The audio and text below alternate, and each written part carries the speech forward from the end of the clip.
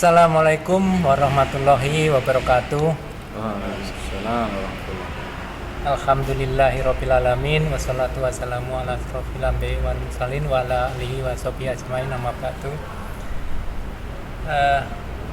Kembali lagi kita ketemu dalam acara forum tokoh peduli umat yang insya Allah akan selalu membahas kondisi-kondisi yang terkini yang terjadi di negeri kita tercinta ini.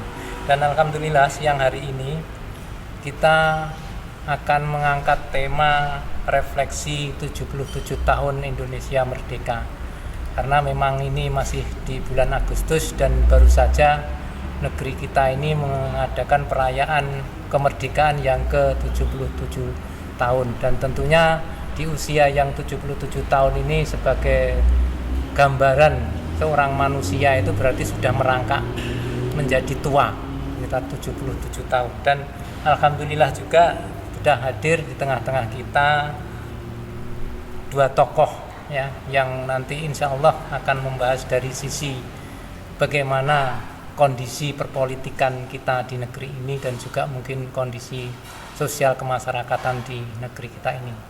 Yang pertama di sebelah saya ada Mas Agung Hawidono Agung. Beliau sebagai pengamat politik ekonomi dan nanti kita mintai pendapat beliau terkait bagaimana kondisi saat ini perpolitikan dan perekonomian negeri kita yang tercinta.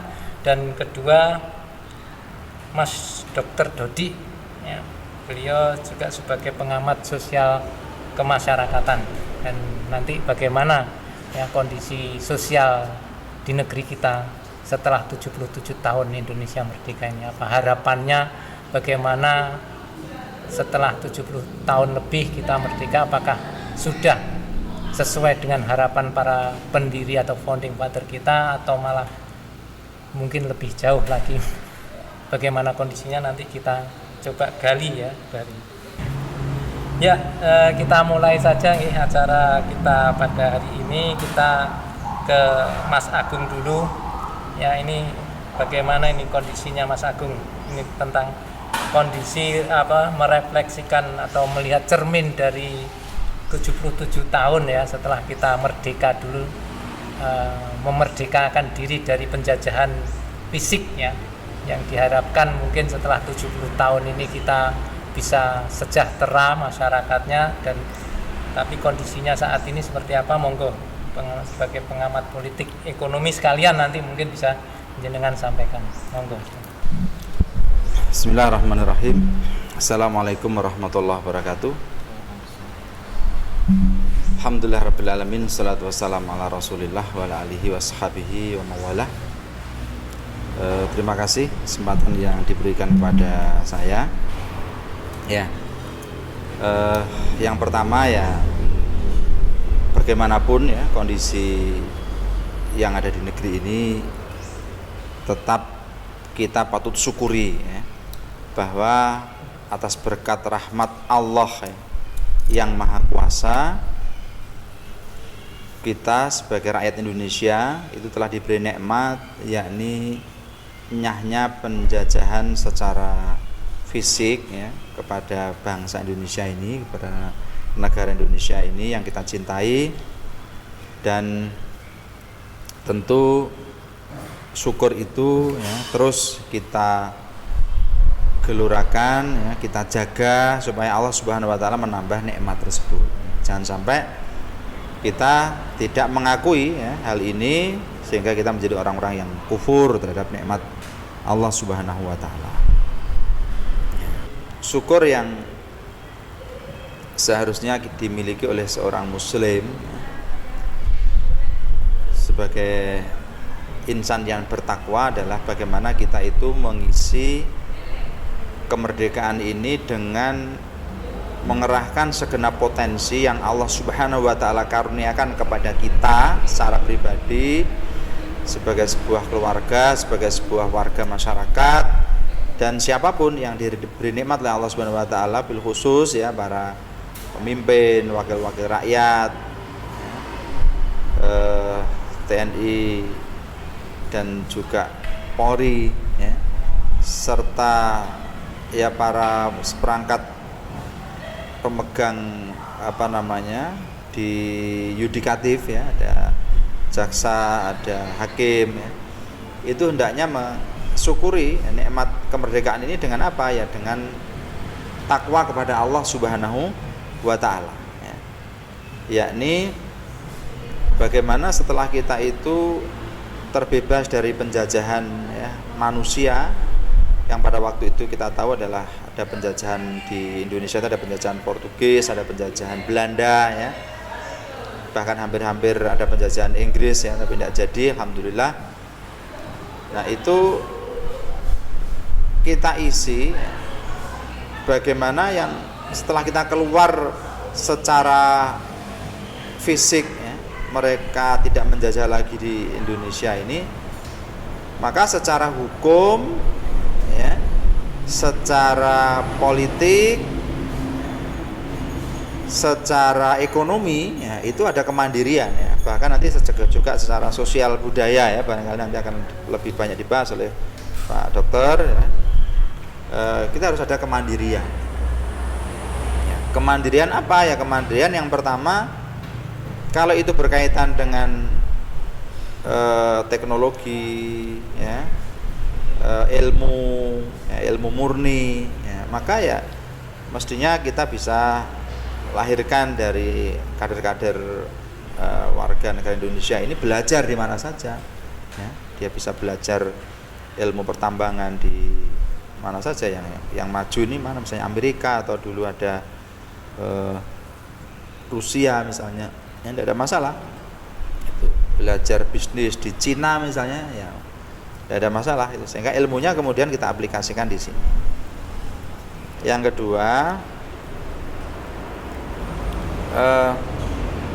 bagaimana yang punya potensi ya, duduk di kekuasaan, di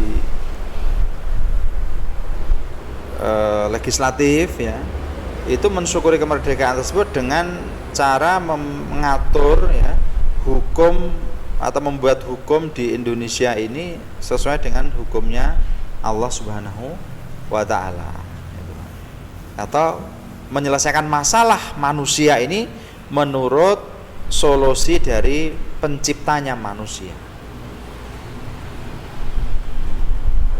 Karena ya jujur kan, tidak ada yang bisa memungkiri bahwa kita itu secara politik saja ya, bukan hanya di Indonesia sebenarnya, di negeri-negeri berkembang ya, mereka itu kan masih dikooptasi oleh berbagai kebijakan-kebijakan dari PBB. Jadi adanya PBB yang kemudian termanifestasi ya, oleh Amerika, oleh Rusia, kemudian Prancis, Cina ya, dan Inggris. Mereka itu kan selama ini yang mengkooptasi politik di negeri-negeri berkembang itu, termasuk di negeri-negeri umat Islam. Bisa dikatakan ya, siapa yang dapat restu dari negara-negara besar ya, Amerika atau Rusia atau Cina ya, dulu Inggris ya, mereka lah yang akan bisa memimpin. Dan sebaliknya, meski dia itu didukung oleh umat, dicintai oleh rakyat, kalau dia itu tidak didukung secara politik oleh negara-negara besar itu ya susah, bahkan bisa dikatakan saat ini itu masih utopis untuk bisa duduk di tampuk kekuasaan. Belum lagi wakil rakyatnya yang dipercaya oleh rakyat untuk mewakili mereka duduk di pemerintahan itu ya, ternyata ya banyak yang lebih mewakili kelompok dan golongannya, tidak lagi mewakili rakyat secara utuh. Jadi hanya jargon-jargon saja itu. Kalau kampanye mereka memberikan janji-janji, tapi pada faktanya ketika sudah duduk, apalagi ada deal-deal politik, buat undang-undang ya, sudah kelompok dan kooptasi politik dari hegemoni politik internasional itu banyak yang bermain di situ. Buktinya apa ya? Buktinya banyak hukum yang kemudian ketika diajukan ke MK itu kemudian dibatalkan. Nah ini menunjukkan apa? Gak serius. Jadi bayangkan mereka wakil rakyat itu membuat hukum tetapi menurut MK dianggap melanggar konstitusi sehingga dibatalkan. Ini kan banyak ya. Gitu. Ya, yang sekarang jadi masalah itu kadang gini Pak, Mas Agung. Jadi apa yang diinginkan oleh masyarakat bahwa mereka memilih wakilnya yang bisa duduk di pemerintahan, itu kan sebetulnya menginginkan bahwa masyarakat itu biar wakil itu mewakili kita gitu. Tapi tadi dikatakan oleh Mas Agung bahwa mereka itu kebanyakan tidak mewakili masyarakat tapi justru mewakili kelompok mereka. Nah, bagaimana cara agar bisa sinkron apa yang diinginkan oleh masyarakat dan juga wakilnya yang sudah duduk di DPR? Ya, ini juga lagi dibahas ya oleh para tokoh-tokoh oposan ya, seperti Pak Rocky Gerung misalnya, Mas Herbus Susono Arif ya, dan lain sebagainya. Kalau saya sering menyimak di FNN ya, media beliaunya itu, jadi karena sistem politik kita itu kan mahal ya, jadi berbiaya yang sangat mahal, dan rata-rata yang menjabat sekarang atau yang duduk di partai politik itu adalah mereka adalah para pengusaha, gitu ya, para pengusaha. Dan tidak jarang itu ada oligarki yang mengatur politik ya. Jadi yang hanya segelintir orang itu mengatur politik ya di Indonesia. Ya. Jadi realitas biaya politik yang mahal itu mengharuskan mereka ya butuh dana yang besar kan untuk naik ke tampuk kekuasaan ya, atau bahkan menjadi wakil rakyat saja itu juga cukup besar dananya. Padahal kalau gaji dalam tanda kutip gaji halal yang harusnya mereka terima atau gaji legal gitu ya yang mereka bisa terima itu barangkali tidak banyak bisa mengampu atau menutup biaya politik gitu, biaya kampanye, biaya konsolidasi ya, dan lain sebagainya.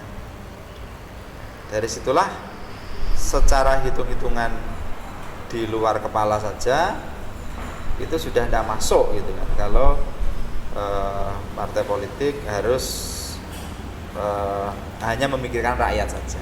Artinya mereka ya harus memikirkan, mohon maaf, yang selama ini mendanai mereka untuk naik ke tampuk kekuasaan atau mendanai mereka untuk menjadi wakil rakyat. Ini ada realitas politik yang saya pikir tidak bisa dipungkiri. Ya.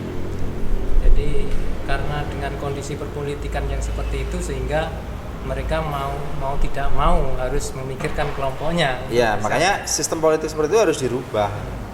Nah, kalau ya yang dirubah karena yang simple itu, yang simple.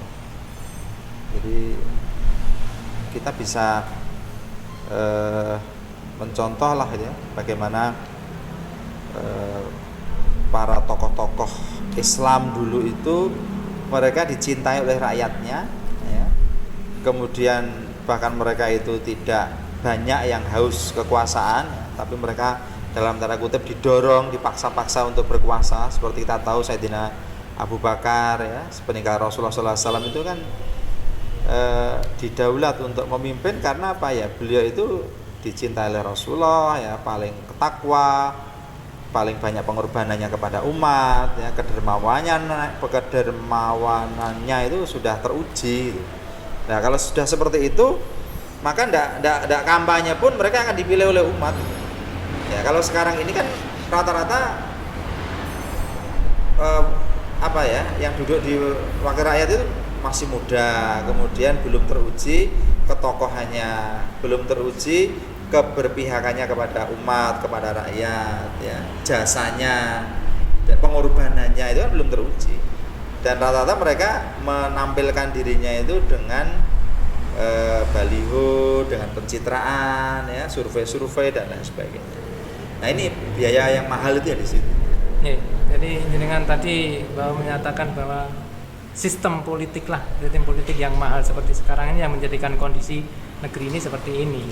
Dan dengan menawarkan sistem yang simple, nah, gitu. Mungkin mereka belum melirik atau belum tahu ya sistem yang simple itu yang seperti apa, atau bahkan mungkin mereka mungkin tidak didorong untuk menggunakan sistem yang simpel itu. Apakah bisa seperti itu kondisinya? Karena jadi mereka tidak melirik sistem yang simpel, atau bahkan mereka mungkin didorong untuk tidak menggunakan sistem yang simpel itu. Ya, jadi kesadaran masyarakat ya akan realitas sejarah ya, dan kebenaran Islam misalnya itu kan banyak yang disembunyikan ya. Jadi kesadaran masyarakat terhadap realitas sejarah dan juga kesadaran mereka terhadap ajaran Islam itu masih lemah ya.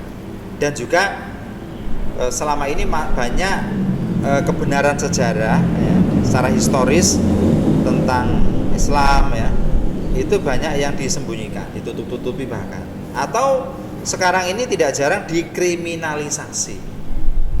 Sehingga ketika misalnya ada orang yang berbicara tentang masa keemasan Islam, kalau kita berbicara masa keemasan Islam dalam sejarah itu kan realitasnya kita harus berbicara tentang kekhilafahan Islam misalnya. Tapi istilah khilafah sendiri itu sekarang dikriminalisasi. Orang berbicara khilafah menjadi sesuatu yang menakutkan ya, dihubungkan dengan teroris, dihubungkan dengan radikal. Akhirnya apa? Ya pemuda kita, apalagi pemimpin-pemimpin itu mulai takut kalau sampai berbicara tentang itu ya, mereka itu tidak dimaui oleh umat atau tidak didukung oleh cukong-cukong yang mau memodali mereka dalam berpolitik. Nah ini akhirnya mereka menutup diri dari kebenaran, menutup diri dari fakta sejarah, dan hanya mengambil dari barat. Jadi politik kita itu kan banyak mengacu ke negara-negara maju ya, negara-negara maju yang mereka secara ekonomi sudah mapan. Para politikusnya memang secara usaha itu mereka sudah hands free begitu ya. Nah kalau rata-rata di sini kan usahanya masih naik turun, bahkan modalnya bukan modal sendiri dalam usaha ya, mereka masih dibantu oleh para pengusaha di luar mereka yang tentu tidak akan ada istilah makan siang gratis kan. Jadi dalam otak mereka itu no freelance ya. Barangkali itu ya tadi sudah disampaikan bagaimana kondisi negeri kita ini secara politik seperti itu. Jadi ini pasti ada kaitannya dengan kondisi sosial masyarakat kita. Nah sekarang untuk Mas Dr. Dodi ini ya, sebagai pengamat sosial kemasyarakatan, tadi Mas Agung sudah menjelaskan bagaimana kondisi sedikit mengenai sistem yang simpel tadi itu dipengaruhi oleh ya mungkin masyarakatnya juga ya, karena ditakut-takuti dan sebagainya, dan juga mungkin dalam sejarah juga banyak yang ditutup-tutupi. Nah, sebagai pengamat sosial kemasyarakatan mungkin juga dalam hal pendidikan juga, bagaimana pendapat Mas Dr. Dodi ya terkait ini? Dan monggo. Terima kasih. Assalamualaikum warahmatullahi wabarakatuh. Alhamdulillah wa mushollian ala Rasulillah sallallahu alaihi wasallam. La haula wala quwata illa billahil azim. Alhamdulillah, berbicara tentang kemerdekaan memang menarik sebenarnya ya. Berbicara tentang kemerdekaan karena semua orang ya pengen merdeka. Semua orang tidak ingin terjajah. Semua orang tidak ingin menjadi budak.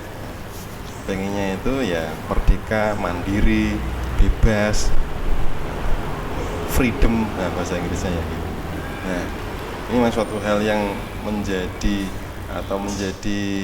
kebutuhan asasi semua manusia, semua orang, individu per individu, bahkan dalam komunitas masyarakat atau komunitas suatu bangsa. Ini merupakan suatu hal yang kebutuhan asasi, namanya kemerdekaan. Nah, kalau kita melihat negeri kita ini kan tadi host sudah menyampaikan ya, 77 tahun ya. Bukan lagi beranjak tua, sudah sepuh itu memang. Sepuh, ya? Sudah sepuh sekali itu. Ya, Rasulullah SAW 63 sudah wafat ya. Tahunan. Iya. Nah, kalau 77 tahun itu sudah, kayaknya kalau kita melihat ini ya, ada istilah angka harapan hidup. Nah, kalau Indonesia itu angka harapan hidupnya itu sekitar belum sampai 70 tahun. Nah, wanita lebih lama sedikit daripada laki-laki. Nah, di semua negara itu begitu. Di semua tempat itu begitu. Wanita itu atau perempuan itu angka harapan hidupnya itu lebih lama daripada laki-laki.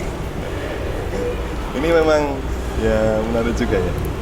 Lebih lama berapa tahun? Nah, kalau sudah 77, mestinya ini sudah berganti generasi, sudah punya cucu atau bahkan punya cicit. Artinya sudah settle gitu ya. Sudah settle.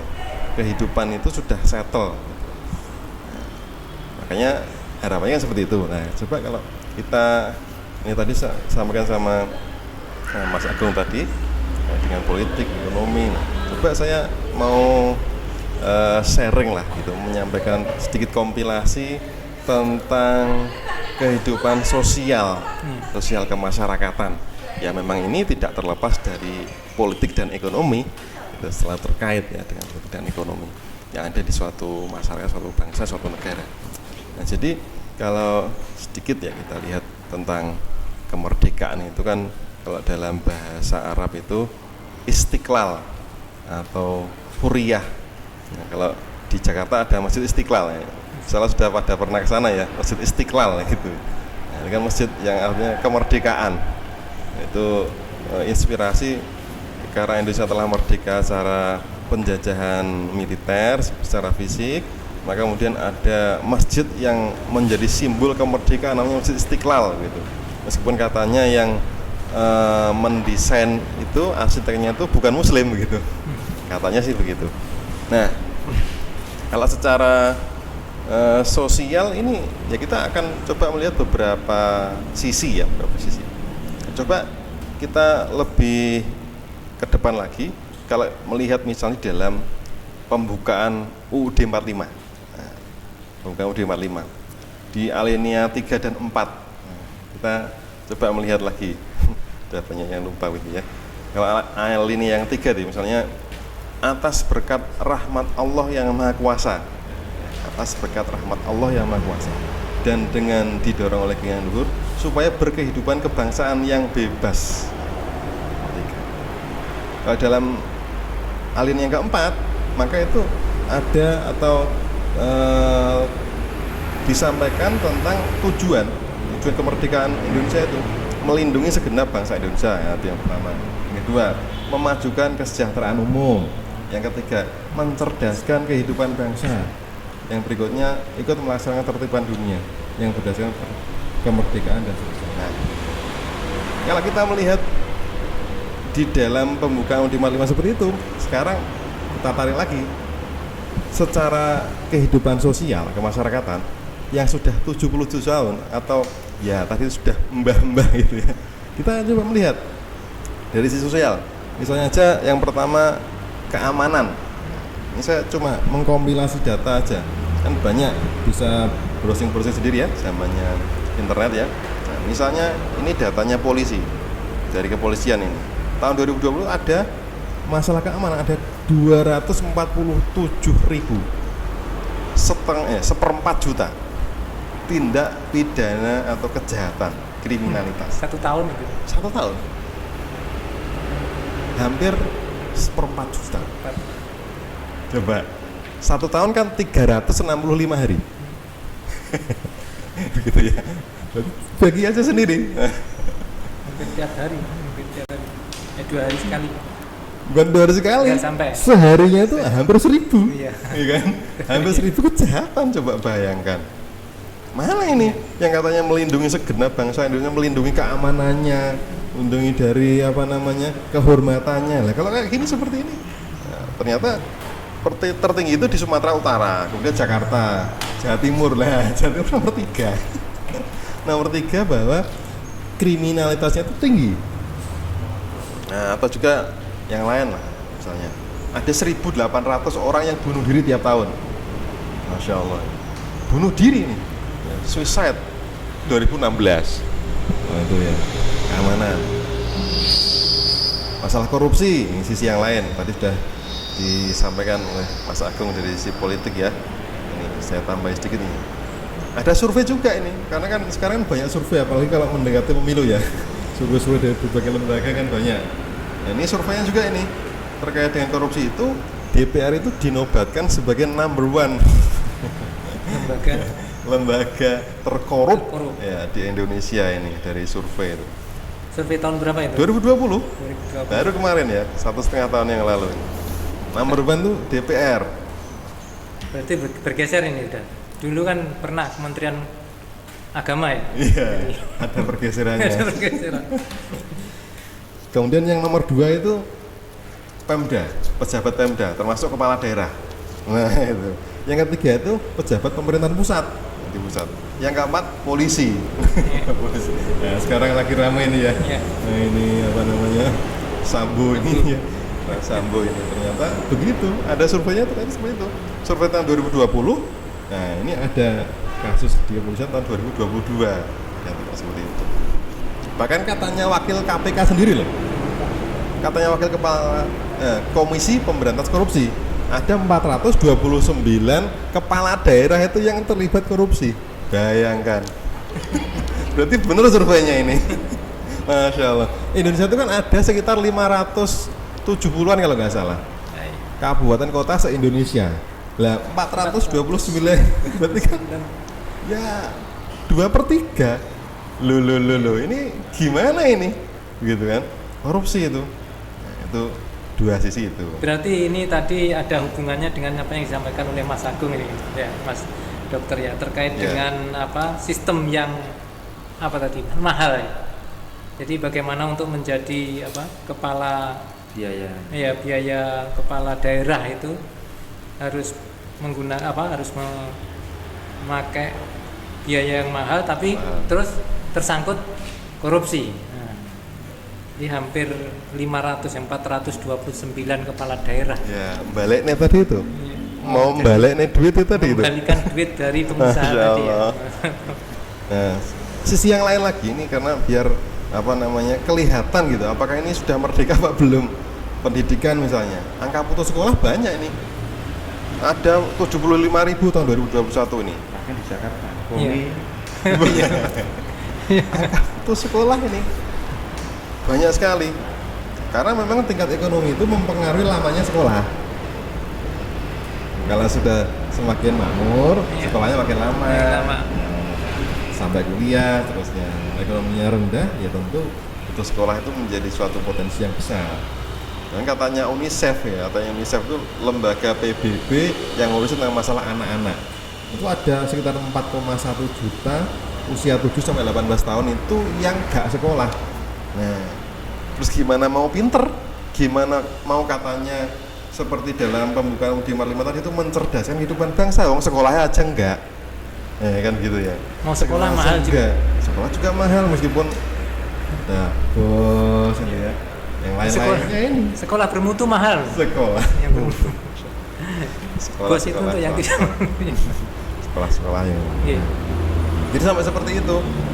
Gimana mau pinter, gimana mau maju secara pendidikan, secara misalnya ilmu pengetahuan dan teknologi kalau nggak sekolah gitu. Masuk kursus terus kan gitu. Sehingga menjadi suatu hal yang logis kalau indeks pembangunan manusia Indonesia itu nomor 107 dari 187 negara. Nah, berarti menengah yang bawah ini, separuh ke bawah. Bukti lagi padahal sudah 77 tahun. Nah, begitu. Nah, kalau masalah kesehatan ini pas saya ini ya, kesehatan. Ternyata ini juga temuan yang memang ini semakin meningkat ya akhir-akhir ini ya. Misalnya datanya sekitar tahun 2019-an ya. Jadi ada sekitar 20% masyarakat itu yang rentan mengalami gangguan jiwa. 20% berarti 1/5. Nah, luar biasa ini karena tekanan ekonomi, tekanan ya sosial, macam-macam ya. Sampai katanya seperti itu surveinya itu. Ada 20 bukan survei, data ya, datanya 20% masyarakat yang rentan gangguan jiwa. Bahkan ada 12 juta orang Indonesia itu yang depresi. Depresi itu nanti akan cenderung untuk bunuh diri memang. Nah, jadi tadi ada kaitannya dengan angka bunuh diri yang tinggi. Usia 15 tahun ke atas, karena depresi. Yang lain-lain masalah kesehatan, wah susah nih sekarang ini. Fasilitas kesehatan kurang, kemudian tenaga kesehatan juga kurang. Nah, yang sakit banyak, mau berobat biayanya kurang. Nah, mau berobat mesti punya asuransi BPJS misalnya. Jadi gimana mau produktif kalau banyak orang yang tidak sehat, ya seperti itu. Karena sehat itu adalah nikmat yang besar sekali setelah nikmat iman kan begitu. Kalau sehat bisa beribadah, bisa bekerja, dan lain sebagainya. Masalah budaya coba ya. Ini terakhir atau dua terakhir yang budaya ini ya. Budaya sekarang maksiat merajalela ya. Maksiat merajalela yang terakhir kemarin temannya Bungi siapa itu Citayam ya. Citayam Fashion Week. Wah, itu. Anak-anak banyak anak-anak jalanan gitu yang apa namanya? Lenggak-lenggok bajunya, pakaiannya dan lain sebagainya. Ternyata ya tidak mengindahkan nilai ya katanya ya, nilai-nilai kearifan lokal atau budaya ketimuran. Nah, ini malah budaya-budaya kebarat-baratan kan gitu. Ini budaya barat ini yang namanya peragaan busana kan dari Eropa, dari Paris, Prancis gitu kan. Kan budaya barat sana. Kok malah ini budayanya apa namanya orang sini malah ngikutin yang seperti itu. Nah, berarti ini bukan lagi mandiri tapi terpengaruh dari sisi budaya, dari sisi pendidikan, dari sisi yang lain. Kalau diungkap ini masih banyak sekali kompilasinya ini, nggak habis nih waktunya ini. Ya, jadi kira seperti itu. Ya, sehingga dari situ kita bisa melihat dari faktor yang ada itu bahwa yang pertama tujuan kemerdekaan itu tidak tercapai saat sekarang ini. Dari pembukaan tadi itu ya tidak tercapai. Nah, yang kedua faktanya adalah bahwa kita itu masih terjajah. Selain belum merdeka berarti masih terjajah. Bahkan penjajahnya itu di segala bidang, politik, ekonomi, sosial, budaya, hukum dan lain sebagainya. Itulah kondisi kita pada saat sekarang ini yang perayaannya banyak-banyak ya, perayaannya di mana-mana itu. Bahkan ya Ngawi Night Carnival ya yang baru kan, baru. Setelah tidak ada Covid katanya ya gitu kan. Akhirnya ini rame-rame. Biasanya sore jadi malam. Ini sampai ya seperti itu. Ya kira demikian. Terima kasih tanggapannya ya pada Mas Dr. Dodi atas pengamatannya terhadap sosial kemasyarakatan 77 tahun Indonesia merdeka. Sebetulnya masih banyak ya yang bisa kita diskusikan atau kita bicarakan terkait dengan refleksi 77 tahun Indonesia merdeka ini. Tapi karena memang waktunya yang terlalu singkat ya, jadi mungkin nanti sedikit dibahas terkait dengan ekonomi. Ini tadi belum ada masalah ekonominya, belum dibahas sama sekali. Masalah perpolitikan sama masalah sosial kemasyarakatan tadi. Mungkin sedikit tambahan waktu untuk Mas Agung ini terkait masalah ekonomi. Mungkin bisa disampaikan bagaimana kondisi perekonomian negeri kita setelah sudah sepuh 77 tahun merdeka tadi. Monggo silakan. Iya, ekonomi ya itu juga secara nyata terbukti belum ada kemandirian, artinya juga belum merdeka ya. Mulai dari banyaknya perusahaan-perusahaan asing ya, MNC itu multinational corporation ya, itu menguasai ekonomi ya, jadi di Indonesia ini. Kemudian dalam bidang pertambangan itu kan juga banyak sekali kita tahu ada ya, minyak, ada ExxonMobil, ada Chevron, ada Shell, kemudian tambang emas ada Freeport ya, batu bara dan lain sebagainya. Itu hampir bisa dikatakan perusahaan-perusahaan asing itu mendominasi pertambangan besar di Indonesia. Bahkan ketika kita mau mengambil alih saja ya, kayak kasus Freeport itu dulu, bayangkan harus utang ya, kemudian membeli saham Freeport. Padahal utang dulu ya.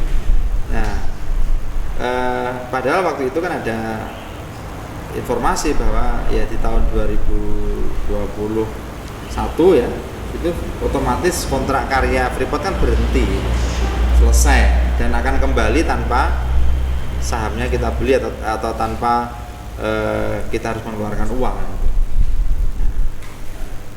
Nah, sekarang sudah terlanjur kita beli, modalnya belum kemudian tidak ada dividen sama sekali ya, bahkan dikatakan rugi. Bayangkan tambang emas dikatakan rugi ya, itu bagaimana gitu. Tidak ada dividennya maksudnya. Kemudian kita harus bayar utang untuk mengembalikan uang yang kita gunakan untuk beli saham. Nah, jadi gitu. Kemudian di dalam negeri sendiri ya 1% konglomerat gitu ya, itu menguasai 50% perputaran ekonomi di Indonesia. Ya, jadi tidak ada pemerataan secara ekonomi ini. Jadi yang kaya tambah kaya, ya, kemudian yang miskin semakin miskin. Karena di sektor ekonomi kita yang berputar itu ya, kalau sekarang dikatakan ada pertumbuhan ekonomi ya. Jadi kalau di pidato presiden kemarin ada pertumbuhan ekonomi ya, itu harus jujur, pertumbuhan ekonomi itu di sektor apa?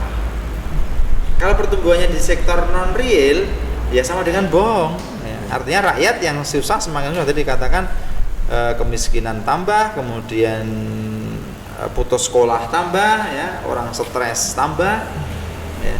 Terus apa lagi yang bermasalah ya, pokoknya masalahnya tambah lah gitu. Masalahnya tambah.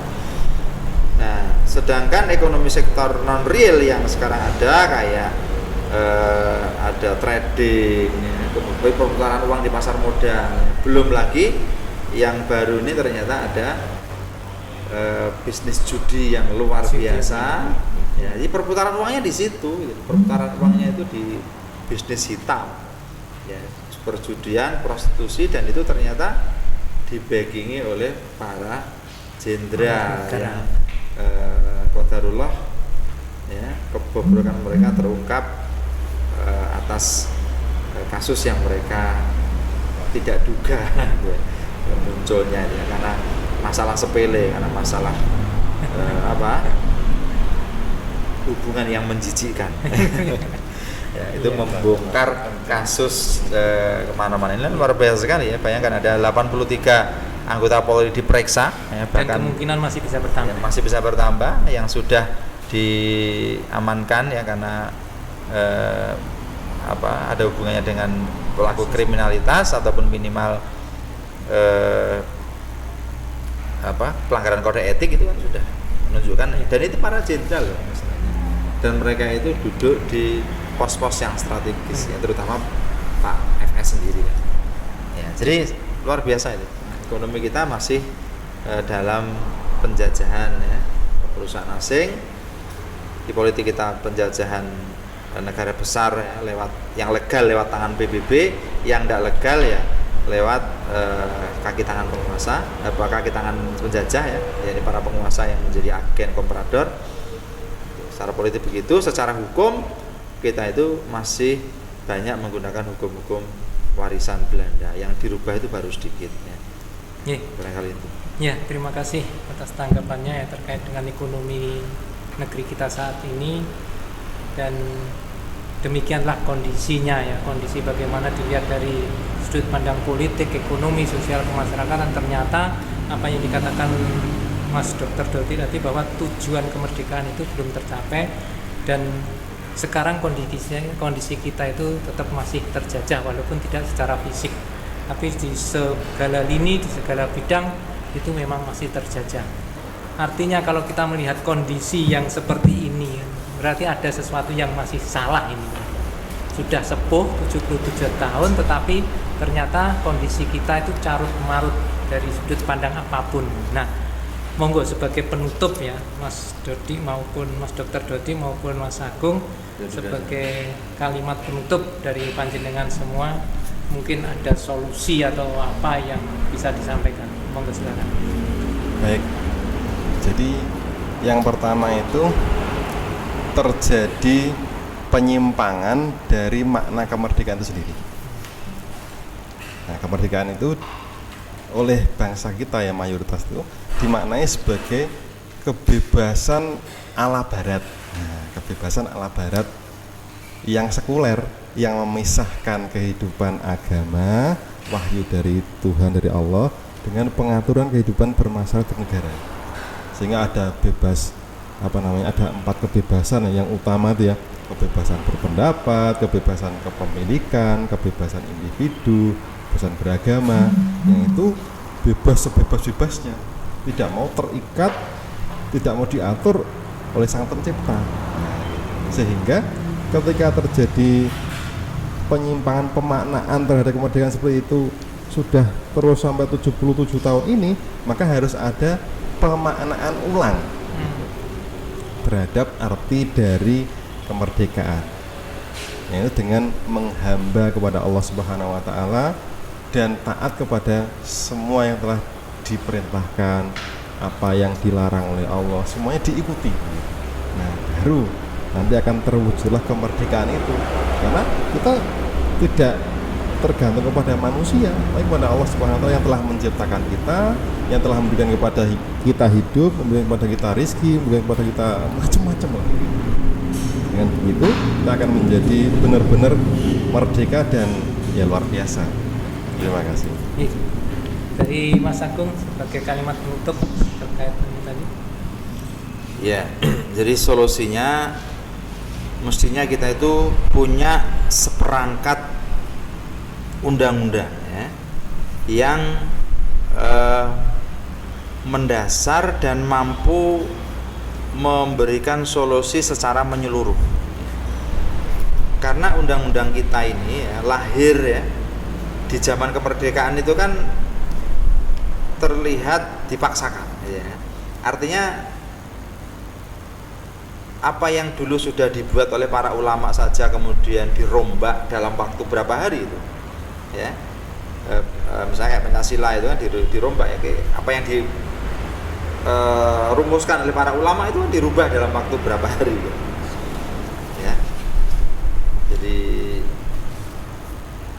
pertama 1 Juni ya kan, kemudian terus ketika 17 Agustus ya, terus 18 Agustus sudah berubah lagi, yang dipakai sekarang ini 18 Agustus sebenarnya. Jadi ada perubahan-perubahan itu. Dan itu dipaksakan, artinya para ulama dipaksa untuk menerima itu. Itu bukan kesepakatan loh, itu dipaksa. Ya, saya katakan bukan kesepakatan karena pada waktu itu ulama dirayu gitu ya. Dirayu dan dijanjikan nanti akan ada perubahan, tapi ternyata perubahannya tidak diberikan ruang ya untuk para ulama itu. Jadi kita harus punya seperangkat hukum yang memang mandiri gitu. Mandiri. Dan kalau pengen bangkit ya tentunya seperangkat hukum itu harus lahir dari aturan yang membuat manusia ini.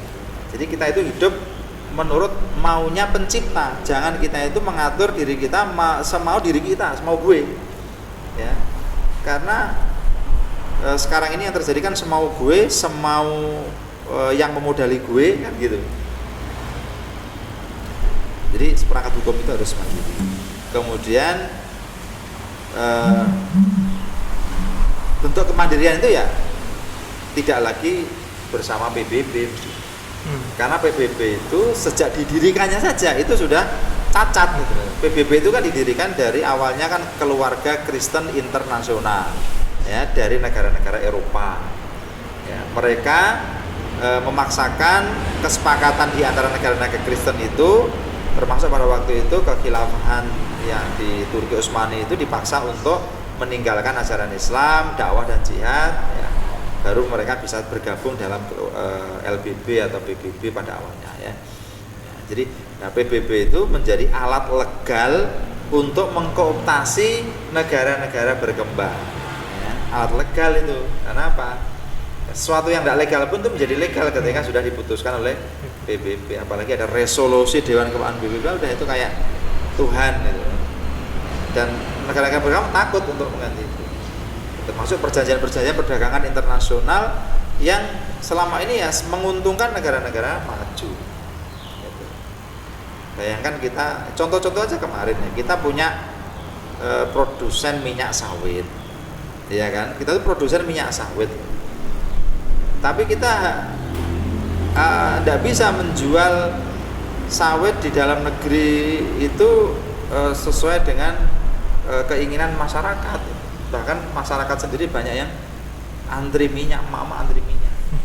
Untuk apa? Minyak sawit lebih dijual ke pasar internasional. Jadi kita itu tidak ada kemandirian sama sekali. Ini menunjukkan ya, maka solusinya adalah kita buat dulu seperangkat hukum, ya, menurut kemauannya pencipta, ya, kemudian kita aplikasikan itu secara menyeluruh, secara kafah, ya, dalam segala bidang, ya, politik, ekonomi, pertahanan, keamanan, sosial, budaya, pendidikan dan sebagainya. Ya barangkali itu. Jadi kita itu tergesa-gesa memang dulu. Jadi ya memang memanfaatkan kesempatan itu. Kalau sudah diambil ya memang bisa penjajahan bisa tidak selesai kan. Jadi memang lahirnya prematur misalnya. Barangkali itu.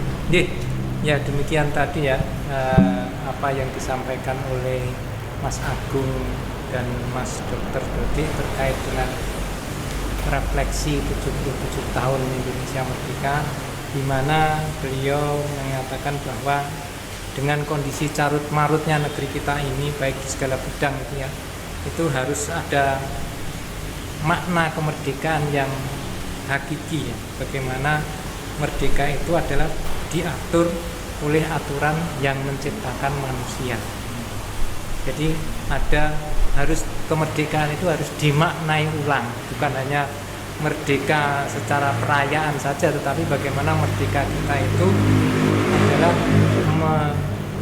menyembah kepada Allah sebagai Sang Pencipta. Dan juga tadi dari Mas Agung bahwa harus ada seperangkat undang-undang yang mendasar ya, yang mampu mengatasi semua problem ya yang dihadapi oleh umat, oleh masyarakat, yang berasal dari aturan itu atau undang-undang itu harus berasal dari yang membuat manusia.